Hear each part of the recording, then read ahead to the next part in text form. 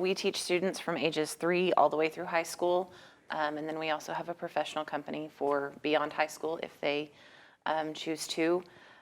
Classes run September through May, and then of course we have summer classes as well.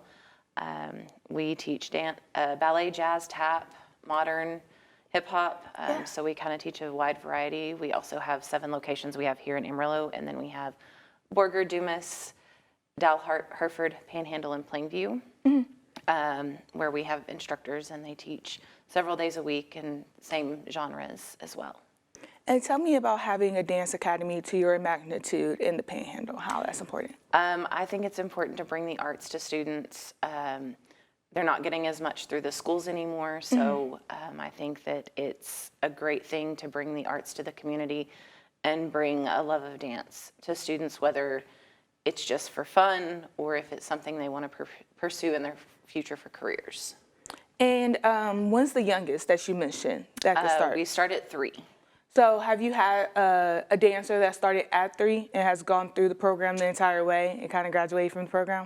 Yes, we've had several. My daughter, being one of them that will graduate this year, that started at the age of 3. And tell me about being able to see them grow as a dancer over time and just see them kind of get that love for dance. It's amazing to just watch them grow up. It's hard sometimes to see them graduate and move on with their lives, but you know that they're going to accomplish great things with the discipline that they've learned and everything else, not just through dance, but in anything that they do with their lives. And you guys have the Nutcracker coming up. Yes. Tell me, when is that? What can people expect this year? It is December 12th, 13th, and 14th at the Amarillo Civic Center. It's just a fun holiday tradition for the families. We have a large sales booth of nutcrackers, ornaments, snow globes, holiday decor, anything you can purchase, Christmas gifts, different things. Get some holiday shopping in early. Yeah. It's a wonderful show. It brings magic to the season. It's the best way I can think of to bring in the Christmas season and spirit. Each year we try to add something new, a little different. We haven't quite discussed what we're doing just yet in terms of new, but there will be something to watch out for. And tell me the history of the Nutcracker and how people get ready for the holiday season when they see that show. Well, it just brings, those magical dreams to life, and just kind of gets everybody in that festive mood. I think love, giving back, all of the things. I think it's just a wonderful tradition to start and bring in families from little bitties to grandma and grandpa and just bring everybody together and closer. Yeah. And you mentioned that you guys do a lot of different forms of dance. You have ballet, jazz, modern, all that type of stuff. Is all that seen in the Nutcracker, or is there a special form that you guys will be focusing on? Nutcracker is more ballet than anything, simply because that's just a classic ballet from all walks. New York City, California, different places. Most of everybody does Nutcracker, and it is a very balletic performance. It has been transcribed into other forms, but we stick to the traditional ballet. And tell me, what kind of moves or dances can people kind of expect when watching the Nutcracker? Is there anything they need to look out for? There's some amazing choreography, some good lifts, just exciting things. It's hard to say because everything's just so amazing. The dancers work really hard, so we try to make it as exciting as possible for everyone, and different things for different people. Some people like the turns, some people like the jumps, but everything is all so fun. Yeah. And the dancers, how many dancers will be taking part in the Nutcracker? We have over 100 in our cast. Okay. So for this season. Yeah. And do they range in all ages as well? Yes, we do start Nutcracker at 5. So we have from 5-year-olds all the way up to adults. Sometimes some of our parents also get involved and come to the stage as well. And are there any new dancers that will be presenting the Nutcracker for the first time this year? Several of them. Most of them are younger, our littles, so some of them will be our snow angels and things like that. But we do have a few older ones that have come to us through West Texas A&M University and our professional company that this will be their first Nutcracker with us at least. And I've seen in previous years that the Refugee Language Project, they will come out and see the Nutcracker. Or a few of the organizations that work with foster children, they'll bring them out for the Nutcracker. Tell me, how does that make you feel to kind of bring art to everybody in the community? I think it's an amazing thing. We usually partner with the United Way to bring those people out. We do a special performance for them. And I think it's great because otherwise they might not get to come see it or never see something like that in their life. So I think it's a great way to help bring the community together as a whole. And speaking of the Refugee Language Project, or Catholic Charities as well, they, not many know English, but they still could kind of understand the dance moves and the culture behind it and everything. Tell me how dance kind of go past language barriers. Well, since in dance we don't use words necessarily, we use our bodies to tell a story. It's, in my opinion, a little easier to interpret what is being said or what can be said with a movement versus trying to speak to somebody with your voice. Therefore, you can kind of bridge a gap. Speaking of art again, and how you're able to kind of bring families together year after year, how does that make you feel as a director? It makes me feel amazing because not only do I think it brings outside families together, it brings us as a whole together. We all consider each other at the ballet family. Sometimes a little more than others. It's a family involvement as far as parents helping backstage or helping out in the sales booths or just behind the scenes even, not even at the shows or anything necessarily, but sometimes just at the studio. Yeah. But it's nice to see all the kids support each other and love each other and care for each other. And you mentioned a bit ago about the Nutcracker and how some of them are from WT and the program you have with them. Tell me about that program. Well, they're from the dance department. Most of them are dance majors. And we've had a partnership with them for years to bring in students. And it's wonderful to see that if they are from the Panhandle and growing up, that they can continue their education here and still get to dance with us. But it's also nice to see some come in from out of town and experience this and get their feet a little wet before heading on out into the great big wide world of dance. So it's a little smaller based, but it's still a wonderful start. Yeah. And when people think of dance, they think you have to go to New York or your bigger cities like that to kind of see something. But there's great art and dance right here in the Panhandle. Yes. Tell me about the shows that you guys offer. So this season we have Brothers Grimm in October. So that one was a fairy tales from the Brothers Grimm. We took a step into the book and just brought those stories to life through dance. It was a lot of fun. And then, of course, in April, we have Time Steps, which is rock music from the 80s, from the 50s to the mid 80s. Classics you'll know and love. It's high energy. It is very jazz. And also some of the movement is also from the decades that the music is from. So you'll recognize different things. It's just a lot of fun to kind of take a step back and bring that music back to life. And your dance classes, how can people sign up? How can they get involved that way?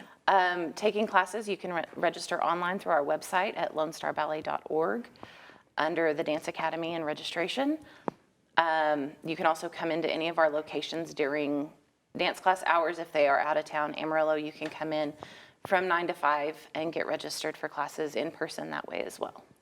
And let's talk about your instructors when it comes to the dance classes. Tell me a little bit about them, kind of their history with dance and how they got involved here. Majority of our instructors have come up through the ballet and have just continued. They live here in the Panhandle. Their families are here, so they're here, and we just want to keep them teaching and the spirit of dance alive. And growing. So they come in and they're wonderful with the kids. They take their technique very seriously. They let the kids have so much fun in classes. And it's great to see some of the younger ones come up and become those teachers that the students look up to so much. And you talked about keeping the spirit of dance alive. Tell me how that studio or your studio is doing exactly that. Just by including everyone, obviously, and then just kind of pushing and promoting that art and dance is a wonderful thing to have here in the Panhandle, and we want it to thrive. And even, again, if they don't pursue it as a career, that they can enjoy it growing up and just have a healthy relationship with the arts. And you mentioned that there's studios across the Panhandle. Yes. Tell me, do you guys offer the same stuff in those studios, or is it a little bit different per studio? Each studio is a little different. We obviously offer ballet, jazz, and tap at each location. We have hip hop in a few of the locations. Since they are in smaller towns and their schedules are obviously different than here in Amarillo, we try to accommodate the needs of each individual town and their surrounding areas, because we do have students at each location that come in from other towns to take from the academy. And do you guys do the same shows with those studios as well, or do they do different shows? Well, we do have, they are all eligible to audition for Nutcracker. We do have students from every academy in Nutcracker this season. Okay. As far as the other shows, if they've auditioned for our academy company level here in town, depending on the level, they can be eligible for the fall show and the spring show that we do. Sometimes we use them, sometimes we don't, depending on which level they're in. And then, of course, they have what we call Academy Unleashed, which is their recital that we do in May. So throughout the season, they work towards their dances and everything else, and we get them costumes, and we put on a full production just like we would our main shows. And auditioning. Many people don't think about it, but dance could be competitive, just as competitive as football or anything else. Yes. So tell me about seeing those kids take on that competition and really showcase themselves through dance. It's a great thing because even though there is a little bit of friendly competition, it's more of seeing them compete with themselves to better themselves instead of with each other. Like I said, they encourage and support each other so well. It's amazing. Yeah. Instead of trying to be vindictive or anything like that, we've tried to bring that camaraderie to the studio and keep it alive. And how long has the studio been in the Panhandle? Oh, goodness. Let's see. I believe it is 40 or 50 years. Okay. And how long have you been working at the studio? I have been working there for the last 15 years. I started taking with Neil Hess and the Lone Star Ballet when I was 5. So it's been 30 years for me of involvement with the ballet. And tell me your perspective as a dancer and now instructor, how you see dance kind of transform over the years. It's amazing to see that it has become a more accepting community for all walks of life. It's not just for the elite or anything like that anymore. It's very inclusive. We've become so much greater than trying to be just super high elite and only, rich people or, the skinny people or things like that. We've become very inclusive in everyone and everything being able to participate and have a space and a safe space to create art. And you already kind of touched on it. People, when they hear ballet, they think that it is for the more elite group. But you guys are kind of bringing that for accessible, or making it more accessible to the Panhandle. Tell me about that. Correct. It's a shame when people, I think personally, when people think that you can't do it just because you're not in that higher class or anything like that. There's so many kids out there that love to dance and don't get the opportunity for whatever reason, whether it be social, financial, or just time-wise. So we try to make our schedules, number one, around where they can get out of school, they can come to class, they still have time to do their homework, different things, and still be involved. That way, no matter where they're at in their lives and their families, they can get them there and help. And we do have several families that carpool and different things and help each other out as well. And you said you came up through the program, and so did your daughter. Yes. Tell me, how many times have you seen that kind of families, generation after generation, come into the studio?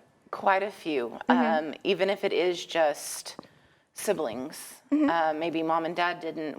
I know we have one that mom danced with the Husses, and now the daughter's there again. Yeah. But we've had several families grow up through Lone Star. I've watched families grow and each child come into the studio and move through, and it's amazing. And how can the community help with your mission of making dance accessible in the Panhandle? Purchasing season tickets to our shows, coming to see our shows. Donations are greatly appreciated. When you come to the shows, buying things at our sales booth, the Guild does a wonderful job of having things decently priced, all ranges. So even the smallest little trinket or something, just all of that money comes back into the ballet and goes back into the students and the community for us to be able to do the things that we do. And let's talk about your shows and those dates again for people. So Brothers Grimm was October 17th and 18th, and then Nutcracker will be December 12th, 13th, and 14th, and Time Steps will be April 17th and 18th. And with each show, what do you kind of hope people gain? What's one moment you hope they see with each one? It's a tough one. I hope that they see that dance isn't what they think it is. The ballet isn't just rigid and only that, that we can express different forms. We can incorporate ballet into everyday life. We can incorporate jazz or anything like that. And that the ballet is well-rounded in presenting different types of shows and performances. And do you have a favorite show that you guys put on that is a little closer to your heart than maybe the others? I would probably have to say Dracula that we did. It's been several years now that we've done it. But I think that's one of my favorites. I am very spooky, creepy. I love those kinds of things. So the Halloween shows always are a little bit closer to my heart than some of the others, just because it's different, it's out there. And most of the time it's bringing some form of literature. Because we've done Frankenstein, we've done Dracula, we're doing Grimm Brothers, we've done Edgar Allan Poe, so now it's kind of bringing literature, which I also love, into the ballet world and bringing it to life in a different manner. And how have you seen kids also kind of shape that and have their favorite shows as well that they are doing? It's really funny. We have several of them that they enjoy the Halloween shows, they think it's great. But I tell you what, in July, they start talking about Nutcracker like nobody's business. And I'm like, y'all, can we calm down on the Nutcracker just a little bit? But it's so great to see them so excited to get to do Nutcracker and to be so happy to do it. I know Time Steps is another favorite of some of the students. Just because it is different. It's not a classical ballet. It's not a contemporary ballet. It's very, like I said, very high energy, and I think it's a wonderful show to showcase something completely different and out of the norm for what the ballet has done in the past. And finally, how can people get in touch with you guys? They're listening to this interview, they want to know more and get involved in classes, stuff like that. Well, they can call the office at 806-372-2463. They can go to our website, or they can email me, which is Roxanne, ROXANN, @LoneStarBallet.org, and ask any questions, and I would be more than happy to answer those. All right, I think that is everything. All right, perfect. Thank you. Thank you.